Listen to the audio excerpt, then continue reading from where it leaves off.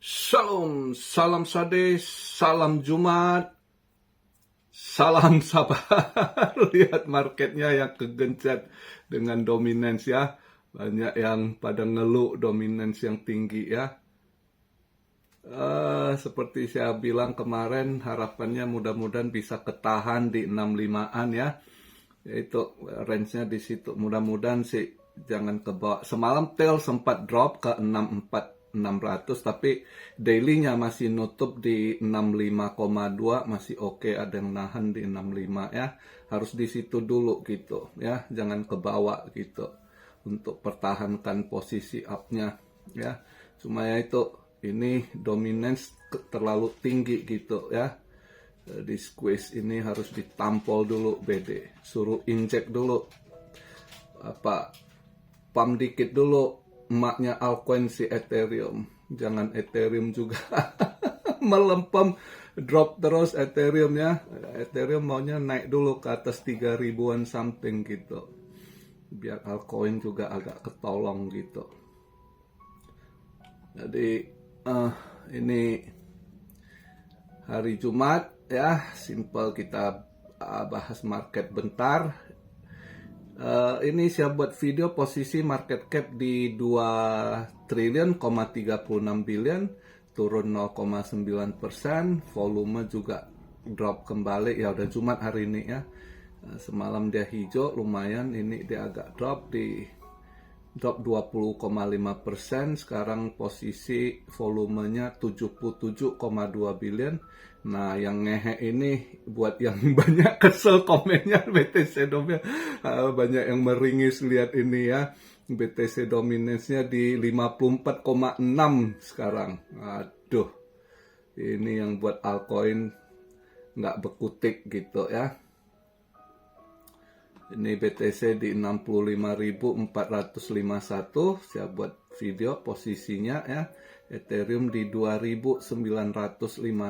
Nah, Ethereum juga melempem sih, drop terus. Dia harusnya Ethereum lebih disorong dulu gitu. Kalau Ethereum disorong itu agak lebih nolong altcoin gitu ya. Kalau BTC-nya naik turun nggak ini, justru lebih nge-squeeze Ethereum yang kita butuh. Dia maunya bandar sorong dulu ya.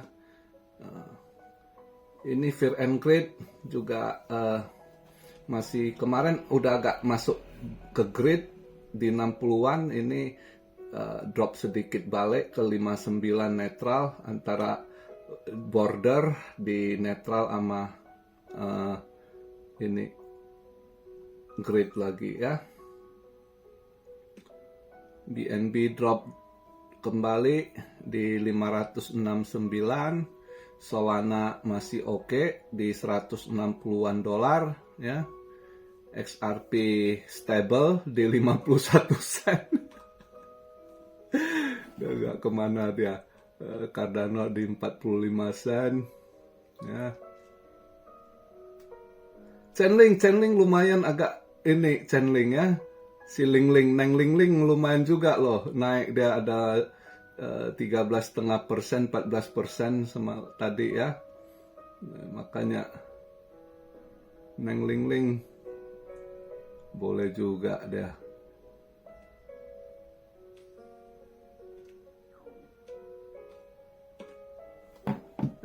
Kalau kita lihat semalam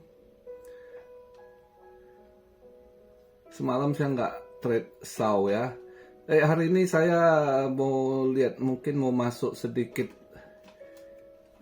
SAO, diambil posisi long kayaknya ya. Tapi masih saya pikir lihat, belum saya putuskan. Saya mau nunggu nanti jam 5 sana waktu Eastern, berarti di Indo jam 4 sore ya. Jam 4 sore itu kan Europe keluar data CPI ya. Nah, di sini nih kelihatan sih dia punya Europe data CPI-nya turun juga, core-nya drop yang sebelumnya 2,9 ya. Core CPI yes over yes-nya, month over month juga drop loh. Tapi yes over yes-nya yang 2,9 dia drop ke 2,7 ya. Nah, kalau CPI index yes over yes-nya lihat forecast-nya nggak berubah. 2,4 sebelumnya forecast perkirakan 2,4 juga. Tapi CPI month over month-nya ya itu drop, yang sebelumnya 0,8 ini 0,6. Saya rasa drop sih ya. Nah, drop ini kalau dia euro ini drop, nah euro akan menguat sedikit mata uang euro. Kalau euro US dollar kemungkinan US dollar lebih drop, koreksi. Nah, di situ kemungkinan gold masih bisa hijau sedikit saya rasa hari ini ya. Itu perkiraan saya. Maka kalau mau long bisa sih ya untuk gold. Tapi saya belum trade. Rencana pengen ambil long gitu. Lihat dari eventnya hari ini juga. Terus event semalam ya.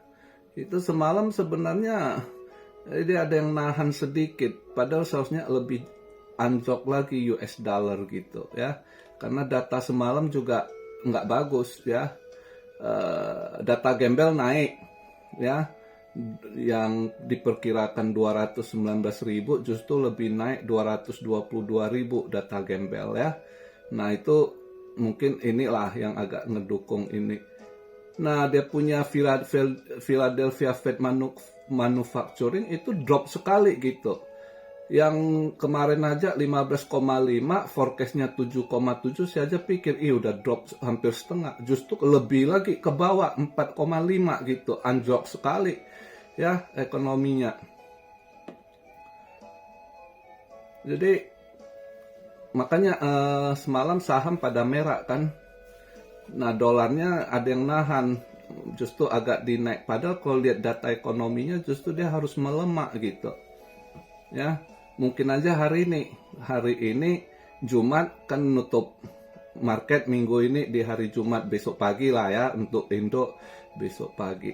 Nah, kalau lihat dari event yang ada hari ini dengan euro juga CPI-nya ada penurunan. Kalau kita lihat ya, nanti kalau kita convert ke euro ke dollar, berarti euro bisa akan menguat kalau CPI-nya menurun kan.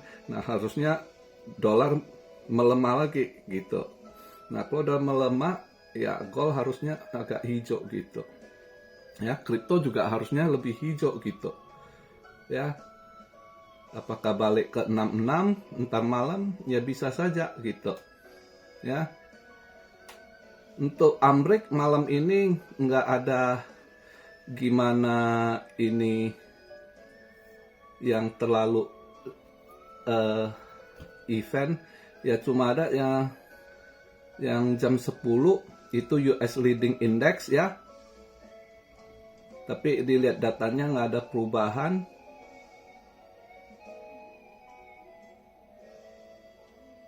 (12.15) FOMC member daily speak ya, nggak ngaruh. Paling nanti lihat untuk gold terakhirnya jam tengah malam 2.30 itu CFTC ya, baru nentuin. Terus paginya nutup market di mana baru kita lihat nanti. Nah, untuk saya hari ini ya gold kemungkinan sih masih bisa hijau tipis ya rasa gitu ya untuk hari ini gitu, malam ini. Nah, untuk kripto sendiri mudah-mudahan ya kalau nanti malam dia atau CPI aja nanti data agak ini keluar dia bener turun untuk CPI euro ya, bisa aja BTC balik lagi ke 66-an di atas ya. Nah, balik lagi ke 66 ya. Ini yang kita harap ETH ini. BTC naik juga ya, dominasi ikut naik ngehe. BTC turun dia juga ikut menguat, buang barang serba ini setelannya ya. Yang kita butuhkan ada yang pom-pom sorong ETH dulu ya, biar kalau ETH dia agak ini induknya altcoin agak disorong ini agak kebantu, biar altcoin agak bisa nafas gitu, biar dominansinya bisa agak turun gitu Itu sih harapan kita untuk hari ini. Ya, kalau saya pribadi hari ini ragu sih mau trade kondisi begini. Hari ini puasa dulu lah untuk trade kripto gitu. Ya, arahnya. Sebenarnya kalau saya pengen long satu koin itu BIM kayaknya masih bisa naik dikit, pengen long. Harapannya mudah-mudahan mana tahu bisa agak naik lagi nanti kalau dia ke 66 ya TP.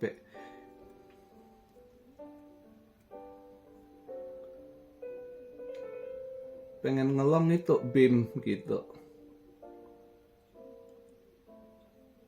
Itu kelihatan masih bisa agak naik BIM gitu ya.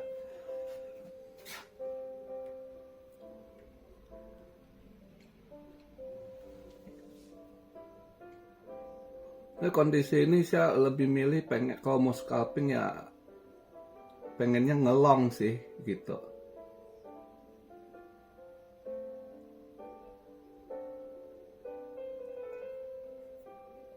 Itu Phantom juga. Phantom sebenarnya masih mau loh. Kalau dia market nggak terganggu, itu FTM untuk scalping long masih bisa seharusnya. Sama Rune, Torchain, ya. Itu juga masih bisa gitu. Nanti lihatlah, agak ragu hari ini dengan marketnya ini, ya. Agak nanggung sih. Jadi ya paling lihat ini dulu. Saya juga nunggu ini nanti untuk SAO pengennya, kecuali nanti kalau saya lihat kalau habis saya upload video ini tiba-tiba market agak merah dikit misalnya SAO gitu kan, nah, mungkin itu saya langsung masuk. Ini tadi saya lihat agak-agak masih hijau tipis, plus $3 something gitu. Makanya saya pikir tunggu lihat pergerakannya, ya kan. Tapi kemungkinan malam ini gold nggak se-volatile kemarin gitu ya. Kemarin itu ngeri volatile-nya. Tapi ya who knows, nanti kalau CPI keluar ya untuk euro itu masih agak ngaruh ke gold sih kalau untuk euro datanya gitu ya. Karena dia convert mata uang euro ke dolar gitu ya. Kalau dia CPI menurun dia ya bagus, dia akan menguat lawan dolar ya. Dolar yang mungkin agak drop gitu seharusnya kalau dia ini nggak di stand market. Anyway, sedikit saya penjelasan. Kemarin saya kan bilang mungkin yang nanya kok kasih penjelasan kenapa market, padahal ini Anda mungkin ya baru-baru ngikut di kalau yang setahun kemarin, akhir tahun aja kemarin itu kan saya udah jelaskan gitu. Akhir tahun kemarin sebelum market di pump sampai udah buat BTC New ATH, saat itu kan saya udah bilang ada kabar market akan dipoles, ya kan? Cuma mereka akan pom market, dipoles untuk kelihatan bagus ekonomi untuk niatnya pemilu. Ya, kan itu udah dijelaskan dan saya udah jelaskan kalau mendekati pemilu atau setelah pemilu saya akan out market. Ya, itu padahal udah saya jelaskan. Nah, mungkin yang kemarin banyak nanya kenapa kasih alasan ini itu udah jelas sekali, karena kalau bukan soal pemilu dengan data ekonomi yang sekarang itu market lagi hancur, ekonomi lagi hancur gitu. Ya, cuma karena ada yang ini, ya Anda percaya nggak percaya itu terserah Anda gitu ya. Mau minta data, saya ada data ya, cuma saya males, saya bukan guru paparkan satu-satu detail, enggak, setiap saya buat video saya kasih kesimpulannya, apa yang saya analisa kesimpulannya sekian, that's it gitu. Tapi kalau Anda mau lihat data, saya cuma kasih Anda logis pikir aja, gampang sekali. Sebenarnya orang kalau yang lihat kondisi ekonomi sekarang, kalau orang yang pintar, mereka pasti udah was-was. Anda ikut, pertama Anda mau di market itu, ikut langkah para bilioner apa yang dilakukan. Ya, kenapa para bilioner pada lepas buang saham mereka? Ya, lepas ketahuan bulan-bulan kemarin itu Amazon udah berapa kali buang barang dia, lepas sahamnya sendiri. Google juga gitu, Tesla juga gitu, Walmart juga gitu, Amazon juga begitu. Anda tahu kenapa mereka itu saham perusahaan sendiri mereka udah diam-diam berapa kali lepas barang gitu. Dan habis lepas barang, apa yang diambil oleh mereka? Saat itu ada yang beli BTC, tapi banyak yang ikut bank sentral serok emas, makanya emas naik terus gitu ya. Nah, itu satu alasan Anda kalau Anda sudah ada pengalaman di market, lihat gejala gitu, itu udah harus wanti-wanti gitu. Itu satu. Satu lagi saya kasih gambaran ya, kecuali Anda baru di dunia investasi, bukan soal kripto aja, ekonomi dunia Anda harus tahu. Kalau dulu Lehman Brothers satu saja bangkrut, collapse ya, dengan repo market juga rontok, itu efeknya ke dunia loh ya.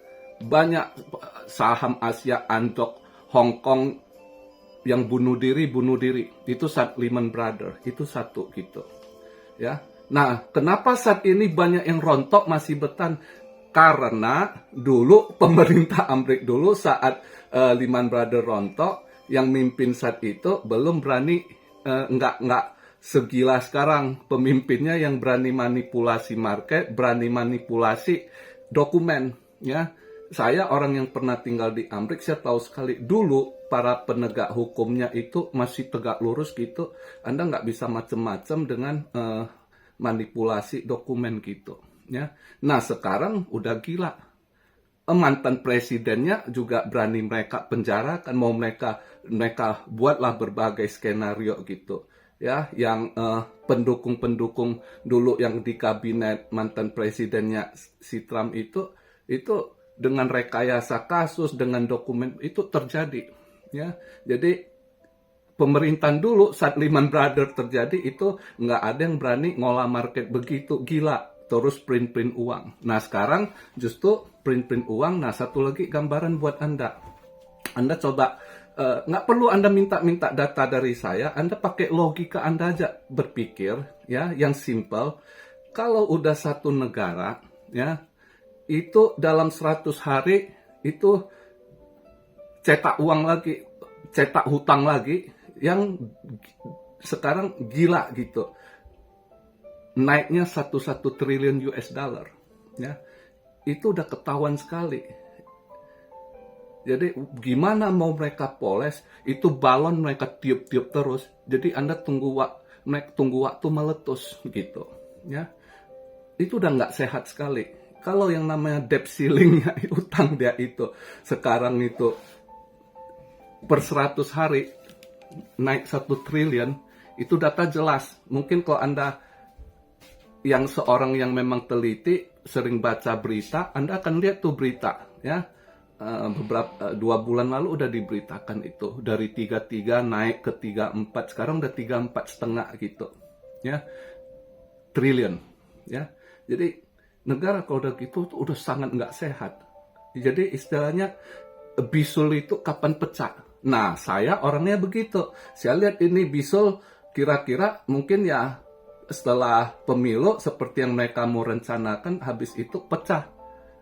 Karena misalnya aja, apalagi kalau si Trump yang menang, itu acak kadut semua yang kerja, yang ngolah-ngolah ini semua bisa hilang kendali ya.